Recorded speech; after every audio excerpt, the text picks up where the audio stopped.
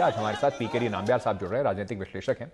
हमारे साथ अनिल शुक्लवारसी साहब जुड़ रहे हैं, नेता हैं भारतीय जनता पार्टी के।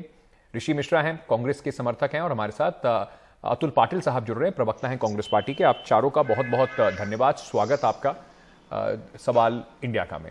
मैं सबसे पहले आपसे ये समझना चाहता हूं अतुल जी कि ये जो आज भी विपक्ष ने पूरा एक रणनीति के तहत ने वॉकआउट किया है, सरकार लगातार विपक्ष पर यह आरोप लगा रही है कि देखिए संवेदनशील मुद्दा है, रक्षा मंत्री इस पर बात कह चुके हैं, आप लोग क्यों इस बात पर अड़े हुए हैं कि इसके ऊपर चर्चा होनी चाहिए?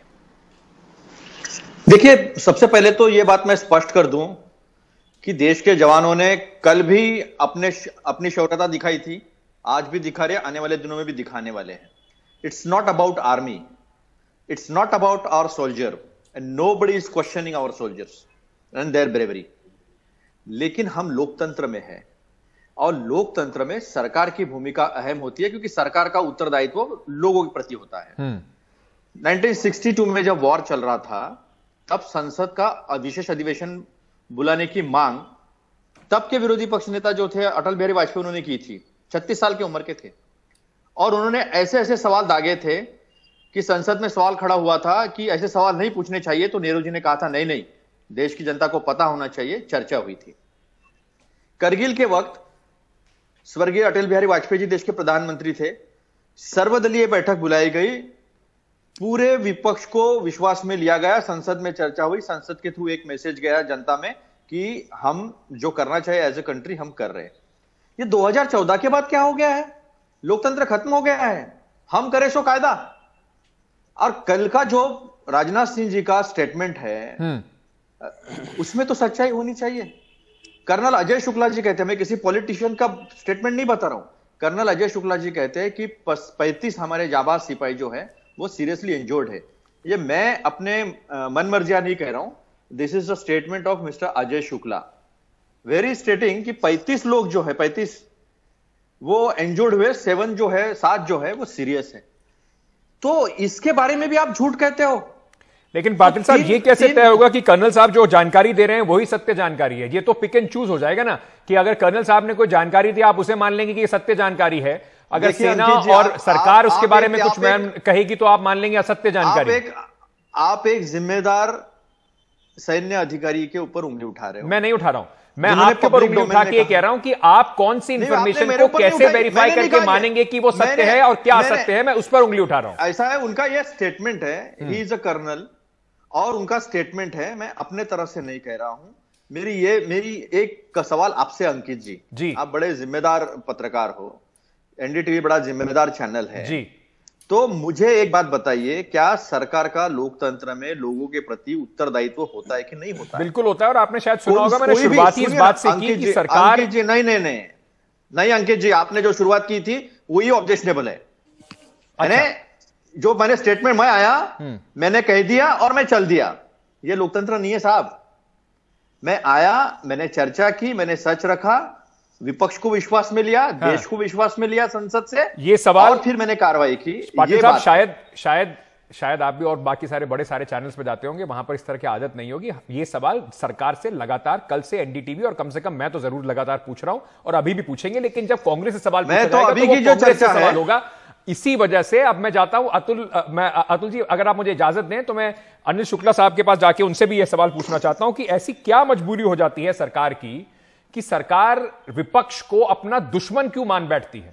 सरकार विपक्ष को अगर वो सवाल पूछता है, जानकारी ज्यादा चाहता है कि आप उसको साथ लेके चलें, तो सरकार उस पर ध्यान भटकाने के लिए और अलग अलग मुद्दे क्यों ले आती है? क्यों नहीं सरकार खुल के चर्चा कराना चाहती है? अनिल जी देखिए, जो अभी हमारे साथी कांग्रेस के बोल रहे थे, तो उनको सबसे पहले तो सरकार के ऊपर विश्वास करना पड़ेगा। अब वो शुक्ला जी की बात पे तो विश्वास कर रहे हैं, लेकिन देश के जो मंत्री है, डिफेंस मिनिस्टर है, और पार्लियामेंट एक ऐसी जगह है जहां पे बैठ करके झूठ तो बोले नहीं जा सकता। कांग्रेस के समय इस तरह की बातें होती होंगी, लेकिन जो बीजेपी का काम करने का तौर तरीका है, मैं खुद भी पार्लियामेंट में रहा हूं, मुझे मालूम है कि हम वहां बैठ करके कभी भी ऐसी कोई बात नहीं बोल सकते हैं जिसको हम जस्टिफाई न कर सकते। तो जब ये बात कल खुद डिफेंस मिनिस्टर ने पार्लियामेंट में कही उन्होंने कि हमारे लोग वहां पे पूरी नजर रखे हुए हैं और उसके लिए पूरा काम कर रहे हैं और चीन को इधर घुसने नहीं दे रहे हैं। तो और कोई हमारा आदमी सीरियसली इंजर्ड नहीं है, उधर के लोगों को जरूर इंजरी हुई है। शुक्ला जी, उस पे चाइना ने बहुत कोई ज्यादा स्टेटमेंट भी नहीं दिया। ठीक है शुक्ला जी, चाइना ने क्या कहा हमें उससे मतलब ही नहीं है, हमें तो इससे मतलब है कि हमारी सरकार क्या कह रही है। लेकिन आप एक बात कह रहे हैं कि जब होम मिनिस्टर ने बोल दिया तो बात खत्म। ये मन की बात वाला कार्यक्रम नहीं है सर, पार्लियामेंट के अंदर डिबेट होती है, पार्लियामेंट के अंदर विपक्ष को सवाल पूछने का मौका मिलता है, विपक्ष का काम होता है कि वो सवाल पूछे जिससे कि देश की जनता, रक्षा मंत्री ऐसा तो है नहीं कि वो सवालों से ऊपर है, उनसे सवाल जरूर पूछे जा सकते हैं, सरकार से भी काउंटर क्वेश्चन किया जा सकता है। तो सरकार इस पर बयान के बाद चर्चा क्यों नहीं कराना चाहती, ये सवाल आपसे पूछा जा रहा है। अब देखिए वहां पे क्या परिस्थितियां हैं और पार्लियामेंट तो उस टाइम पे जो पहले से प्रोग्राम तय होते हैं और अगर कोई बहुत ज्यादा सीरियस इशू नहीं होता है तो उससे इस तरह की कार्यक्रम बीच में नहीं लिए जाते। पर शुक्ला जी, आपको नहीं लगता, जैसे आप कह रहे हैं कि बहुत सीरियस इशू नहीं होता है, मैं ये पीकेडी नाम्बियार साहब से पूछ लेता हूं कि नाम्बियार साहब, इससे ज्यादा सीरियस इशू और क्या हो सकता है?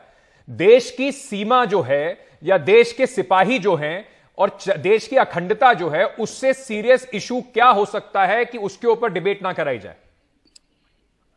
अंकित जी, सबसे पहले तो देश आज का भारत 2022 का भारत 1962 का भारत नहीं है, ना ही नेहरू जी आज की तारीख में भारत की प्रधानमंत्री है। भारत का सोल्जर्स का जिस तरह का आपने वीडियो हमारे सबके सामने रखा और कल से जो चल रहा है, उस वीडियो से आपको और मुझे नजर आ जाता है कि भारत एक सुरक्षित देश है। भारत के सीमा के ऊपर कोई भी, चाहे वो पाकिस्तान हो या चीन हो, कोई भी हो, वो आंख भी उठाकर देखेगा तो हमारे जो सैनिक उनको एक तरफ करने का धैर्य रखता है। उतना बड़ा पावरफुल एक आर्मी है। अब आते हैं जो आपका जो आलोचना और जो पार्लियामेंट के अंदर जो चर्चा की जो जरूरत के लिए जो मांग कर रहे हैं कांग्रेस और कुछ दल, सवाल यह है कि भारत के जो रक्षा मंत्री ने देश को पार्लियामेंट के अंदर बता दिया है कि कोई वॉर तो है नहीं है। There are some instances which have taken place in various places across the line of control or in the various places of the line of control। उसके ऊपर आलोचना उसके ऊपर करने के लिए आर्मी है। अगर कोई जरूरत, अगर भारत का जो गवर्नमेंट को लगता है कि ये जो विषय है इतना बड़ा हो रहा है, इसके ऊपर चर्चा होना चाहिए, जरूर वो बुला लेंगे। नाम्बियार साहब, आपके ना आर्ग्यूमेंट में दो परेशानियां हैं मुझे जो लगती हैं, दो समस्याएं खड़ी होती हैं। एक, आपने कहा कि ये 1962 का भारत नहीं है, 2022 का भारत है, बिल्कुल सही बात है, लेकिन 1962 में भी भारत में लोकतंत्र था, 2022 में भी भारत में लोकतंत्र है, और लोकतंत्र के अंदर सरकार से सवाल पूछे जाते हैं, और सरकार से सवाल पूछने का मतलब फौज पे सवाल खड़े करना नहीं होता। इस बात को हम बड़े अच्छे से डिस्टिंग्विश कर लें और इस बात को समझ भी लें। बिल्कुल सही बात है। और दूसरी बात मैं आपसे पूछना चाहता हूं, सरकार ये तय करेगी इस पार्लियामेंट्री सिस्टम के अंदर, सरकार सिर्फ ये तय करेगी कि किस सवाल पे जवाब उनको देने हैं, तो फिर विपक्ष की जरूरत क्या है? जब सरकार को ही तय करना है कि उसको क्या कहना है और क्या नहीं कहना है, देश को क्या बताना है और क्या नहीं बताना है, तो फिर तो विपक्ष की आवश्यकता ही नहीं है। सर अंकित जी, आपके सवाल में ही आपका जवाब भी है जी। कभी भी गवर्नमेंट ने, सरकार ने ये नहीं कहा कि कोई भी विषय के ऊपर ऑपोजिशन को आलोचना करने का या विरोध करने का या उसके ऊपर स्पष्टीकरण मांगने का कोई विरोध, वो तो इसी का ही लोकतंत्र कहता है। लेकिन जब हमारे डिफेंस रिलेटेड कोई चर्चा है, जब जैसे आपने देखा होगा कि कल ममता बनर्जी जो सबसे ज्यादा आलोचना करते हैं सरकार, मोदी सरकार का, उन्होंने खुद कहा है कि देखो, जब हम ये जो बात हमारा बॉर्डर डिस्प्यूट, बॉर्डर इश्यूज और डिफेंस और एक्सटर्नल अफेयर्स की मामला होता है, वहीं पे हम सरकार के साथ है। एंड सरकार, आपको सबसे पहले ये बात बताऊं, सरकार तो सिर्फ एक इंसान का नहीं है, मेरा और आपका है। हर आर्मी का जवान जो उधर जो बॉर्डर पे जो खड़ा है, वो और आपका और मेरा है, ऑपोजिशन का भी है, गवर्नमेंट का भी है, हर किसी का है। हाँ। मुझे लगता है कि आपको जो एक हमारे देश के अंदर एक स्ट्रांग गवर्नमेंट भी है, एक स्ट्रांग आर्मी भी है। बिल्कुल, और ये सर इस पे तो सवाल कोई उठा ही नहीं रहा है, लेकिन अगर उस देश के जवान की आपको इतनी चिंता है तो उस देश के जवान के लिए सरकार ने ऐसी क्या क्या नीतियां उठाई हैं कि उसको बार बार इस तरह की सिचुएशन का सामना ना करना पड़े। इसके ऊपर अगर चर्चा की मांग होती है सरकार से पूछा जाता है, तो ये कहां से ऐसा हो जाता है कि ये सवाल देश के या सेना के ऊपर उठाया जा रहा है? मैं आपके पास वापस आ रहा हूं, लेकिन मैं ऋषि मिश्रा, मैं आपके पास वापस आ रहा हूं सर। ऋषि मिश्रा जी को भी एक बार इस पे ले आता हूं, क्योंकि अभी तक उन्होंने कुछ कहा नहीं है इसके ऊपर। ऋषि मिश्रा जी, आप सुन रहे हैं, नामबियार साहब भी यही बात कह रहे हैं कि जब देश सुरक्षित है, ये आपको बता रहा है कि हमारे जो सेना है वो किसी भी स्थिति से निपटने के लिए तैयार है, बॉर्डर पे इंफ्रास्ट्रक्चर बढ़ाया जा रहा है, तो विपक्ष क्यों जबरदस्ती में देश को, सेना को डिमोरलाइज करने की बातें कर रहा है? ऐसा बीजेपी का आरोप है। अंकित जी, आपसे पहले मेरा निवेदन है कि मेरे नाम के आगे कांग्रेस समर्थक ना लिखा जाए। मैं राजनीतिक विश्लेषक हूं, ठीक, और कांग्रेस समर्थक नहीं हूं, तो मेरा निवेदन है कि वो नाम के नीचे जो चल रहा है। नोटेड सर, आपका ऑब्जेक्शन इज नोटेड। प्लीज आगे बढ़िए। बिल्कुल, देखिए, चाहे वो बीजेपी के जो नेता हैं या जो राजनीतिक विश्लेषक बैठे हैं, जो 9 दिसंबर की जो घटना हुई है उसको सीरियस मानते ही नहीं है। जैसा सरकार का रुख है वैसा ही बीजेपी का प्रवक्ता और जो राजनीतिक विश्लेषक बोल रहे हैं कि 9 दिसंबर को जो अरुणाचल के तवांग में जो घटना हुई है वो उसको सीरियस नहीं मानते हैं। जबकि आप देखिए कि 9 दिसंबर को ये घटना होती है और पार्लियामेंट में माननीय रक्षा मंत्री 13 दिसंबर को आके 2 लाइन कह के चले जाते हैं, और देश के सामरिक पोजीशन को लेकर इतनी बड़ी घटना हुई और रक्षा मंत्री सिर्फ 2 लाइन कह के चले जाएंगे। क्या ये उचित है? क्या विपक्ष को कॉन्फिडेंस में लेना सरकार की जिम्मेवारी नहीं है? क्या देश के जनता को जो देश के सामरिक स्थिति है उसको बताना सरकार की जिम्मेवारी नहीं है? चाहे वो गलवान हो चाहे डोकलाम हो, जिस प्रकार से सरकार का पोजीशन रहा, सरकार हमेशा कुछ न कुछ छिपाने की कोशिश की है। लेकिन ये जो सरकार तो ये कह रही है कि जो था आधिकारिक तौर पे बता दिया गया। अब इस वक्त एक सेंसिटिव इशू है, वहां पर ऑनगोइंग ऑपरेशंस हैं, उसके बारे में सरकार विपक्ष क्यों इतना उतावला है कि उसको और जानकारी दी जाए? देखिए अंकित जी, 2-3 महत्वपूर्ण बातें हैं जिसकी चर्चा होनी चाहिए। मैं बीजेपी प्रवक्ता से ये पूछना चाहूंगा, जो 20 अप्रैल 2020 का जो हिंदुस्तान का सामरिक स्टेटस था, क्या उसको रिटेन कर लिया गया है? क्या G4 फिंगर 4 से आगे हम फिंगर 8 तक पेट्रोलिंग